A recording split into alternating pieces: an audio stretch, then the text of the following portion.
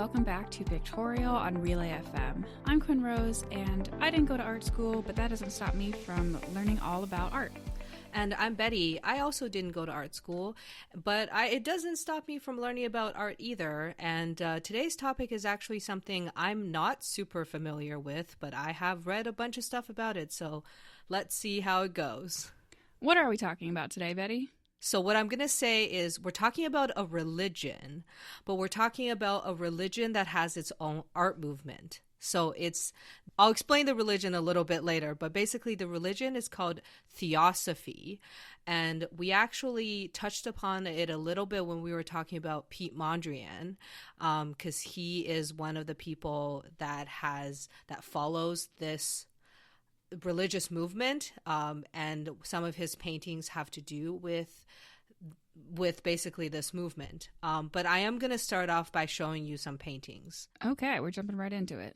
Do you want to kind of verbally describe what you see? Actually, sorry, let's start with the two on the left. Yeah, so I'm looking at two different paintings right now. They definitely are part of a set, I guess. It's two landscape style paintings with black backgrounds, bit of a textured black background, and then centered is this large oval pink shape. It basically looks like a pink cloud. So the one on the top, it's mostly all pink. It's some lighter pinks and darker pinks, but it basically looks like a cotton candy cloud kind of shape, taking up most of the image. And there's a small white 8 in the bottom left corner. And then on the one below it, in the bottom left corner, there is a 9. And this one, it's roughly the same shape, but it is a little bit different. The cotton candy cloud is a little bit different. It's a darker pink, and then within the darker pink, there is more of a black, gray, and white kind of shape. It looks like it's dirty almost in the center.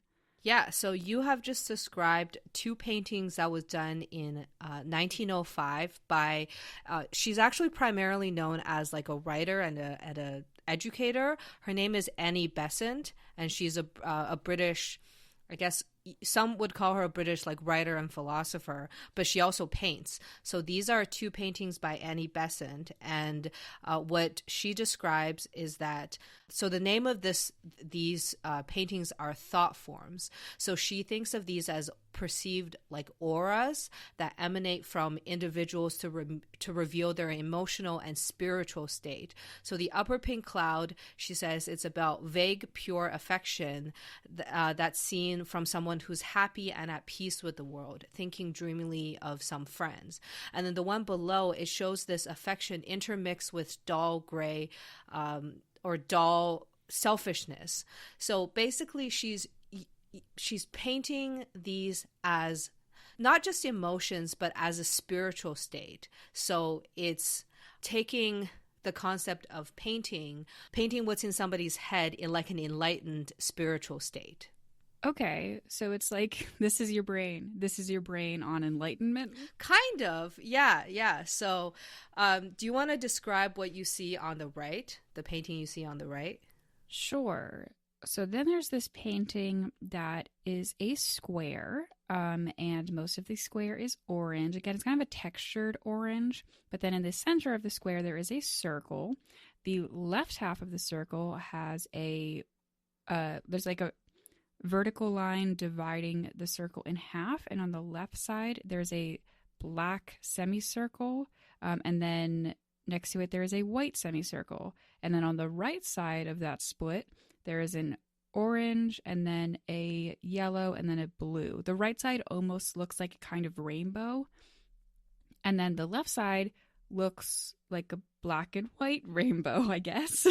This is another painting that was also done in the early 1900s by an artist named Hilma af Klint.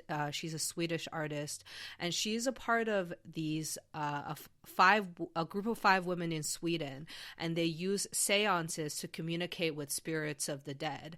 What she does is she will have one of these seances and she'll just start painting. And so what she says is like she thinks the spirits are painting through her. So she says these are spirits painted through me, and she says she draws great force from them, and she has no idea what paintings are supposed to depict, but she basically just starts painting and doesn't change she just automatically does the painting. She doesn't change a single brushstroke, and in the end a painting is just what the spirits have communicated to her and what she has just spilled onto the canvas. So this painting you're seeing on the right here is called the Swan.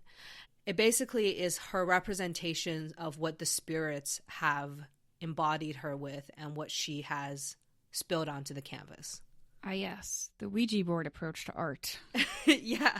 So I'm going to talk now about what Theosophy is. So these are 2 prominent artists from the Theosophy movement. The Theosophical Society, it was founded in 1875. It's a spiritual organization that was founded in the United States. But a lot of it is based on the writings of this woman named Helena Petrovna Blavatsky. And so she's somebody who wrote these philosophical writings. They're an eclectic mix of a lot of Hinduism, Buddhism, but she also mixed ancient Greek philosophy and modern science within this basically theological set of texts. And a lot of people basically started following this movement. I will just say, I'm personally not a religious person, so I'm sorry if I end up like saying some of these things in not super respectful ways, but it just seems to me that this is a movement for people who don't actually follow any mainstream religions like Christianity or Judaism or Islam or any of these mainstream religious movements. And it's a new religious movement for people who basically have mixed a bunch of these different teachings from various points throughout history into a new religious movement. So is the actual premise of the religion, I know we talked about this a little bit, but it was very surface level in the other episode we did. So is the actual premise of this religion that it is like taking all of these things from other existing religions, or is that just kind of what ended up happening? So it seems like it's kind of what ended up happening because as I'm doing my research, it seems like the society, they don't have any formal like dogma or established rituals. It's not like these other religions where they have like these rituals and these like these set strict rules and guidelines. It just seems like a bunch of people in the late 19th century wrote a bunch of things that were spiritual because they were frustrated with modern science. They were basically frustrated with a lot of these like rational and enlightenment approaches, and they wanted to go back to the spiritual world, but they just ended up writing a bunch of things about religion, and they took it from various sources from history. But then those people who followed it, they basically were just people who were looking for truth through these abstract ways of thinking, is what it seems to be the case. Okay. So basically, there is a connection between theosophy and religion, and this is basically so it dates back to this movement called Symbolism. And Symbolism is a movement where these artists were basically they were rejecting science and modernity, and they wanted to turn away from the way. First, they wanted to turn away from impressionists depicting like urban subjects like trains and buildings and like modern industrial movements, and they also wanted to get away from naturalism, which is depicting things in like realistic ways, you know, studying the human anatomy, and as well as depicting things in these like natural scientific ways. Is that they were basically trying to get away from rational thinking, which it's because they were frustrated with modernism and with science and technology, and they wanted to go back to this world of spirituality. And so the symbolism was led by Paul Gauguin, and the painting I just showed you is a painting called Vision After the Sermon, or Jacob Wrestling with the Angel.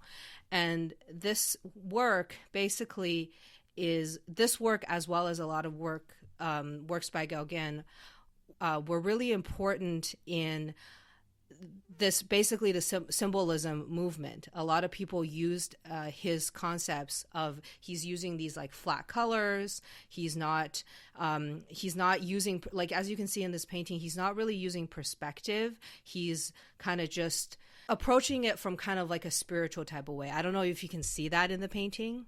What do you mean by a spiritual type of way versus perspective? It's like he's trying to have like this spiritual sense instead of like using scientific perspective or depicting these people in naturalistic ways, or like he's using colors that you wouldn't expect. Like he's being very overt with the use of color and flattening the picture instead of using these established ways that scientific perspective of, say, like the Renaissance. You wouldn't expect a painting like this coming from like a Leonardo painting that uses scientific perspective. Mm-hmm. Yeah, okay. So anyway, this is so a bunch of symbologists. So after Gauguin, there was this movement of this group of people called the Nabis, Nabis, and it's after the Hebrew word for prophet. So it's a bunch of so this one is a painting by Paul Serussier, and it's called The Portrait of Paul Ronson in Nabi Costume.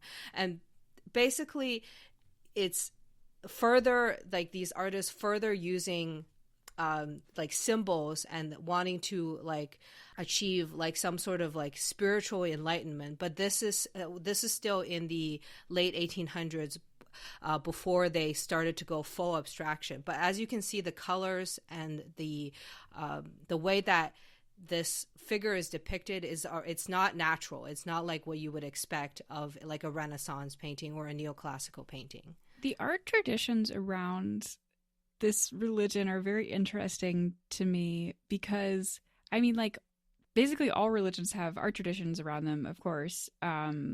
Christians just absolutely will not stop painting Jesus. Like, that's, they're so into it.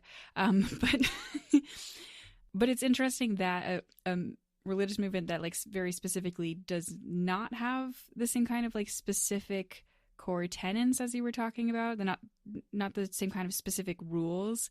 I feel like that creates a much looser ideas for like what art should be in relation to it, and the different ways that can be interpreted as like, what does theosophical art look like? Well, it probably looks like something else to any person who is inspired by it. Yeah, and the next thing I'll move into is that a lot of artists, they start with depicting things in like naturalistic and realistic ways, and they progressively move towards being more and more abstract. And what I'm going to show you right now is I'm just going to show you like the full body of, not the full body of work, but like a bunch of different works by Wassily Kandinsky. Mm-hmm. He followed the Theosophy movement. As you can see, like he kind of, if you look at this like painting he did in like 1898 of the Odessa port, like he starts off painting very representational. Like he's painting ships, he's painting like the water, and he's painting, one of these painters that starts off painting realistic things. But then if you move down towards the page, you'll see like more and more he's going towards abstraction. Like there's a painting called The Blue Rider in 1903, and he's so he says like the color blue is very significant to him from like a spiritual point of view, and he's kind of using that as, so this painting is basically one of the defining transitions that Kandinsky has from painting in like quite highly realistic ways into starting to be abstract. I mean, that's a progression that we've noted from like most modern artists that we've talked about. Yeah. But I think the significant thing with Kandinsky is that if you scroll down to his abstract paintings, he has decided that he wanted to use this as an opportunity to explore the spiritual. So he wrote a text or a treatise called Concerning the Spiritual in Art in 1909, and he very much after this piece of writing, he started to explore not just lines and shapes in the abstract, but he's using this as a way to, again, this is like so hard for me to describe as a non-religious person, but it seems like he is trying to achieve some sort of spiritual enlightenment with exploring these concepts. Okay, interesting. It seems like the Theosophists and the artists who were influenced by this movement, they felt that like the truth was inaccessible through the scientific method, and that there was this like meta reality that existed beyond the reaches of human perception. And Theosophy, they used this as a source to seek higher spiritual truths. And they feel like there's this aspect of art as well as the world where that's like it's beyond the natural senses, and they're using these colors and lines and shapes to kind of explore these concepts. Forgive me for asking the obvious question, but how do lines and shapes help you explore those concepts? They feel like the natural world is not adequate enough for them to explore the things that they need to explore. So they're using these geometric concepts to like achieve this level of like spiritual enlightenment. It's really hard for me to describe unless you are kind of like looking at these works where it's just showing like planes and shapes and colors. And I find it really interesting how many abstract artists and like artists who we think of developing specific forms of abstraction were involved with Theosophy, like Mondrian or like Kandinsky, and these artists who are like pretty well known and like well collected in museums, and all these other artists that you keep showing me, like these different works that are all connected to Theosophy and inspired by Theosophy. And it's like there was a whole movement of people who were developing abstract art as a form of this like spiritual experience that they were having. But you do not hear about Theosophy.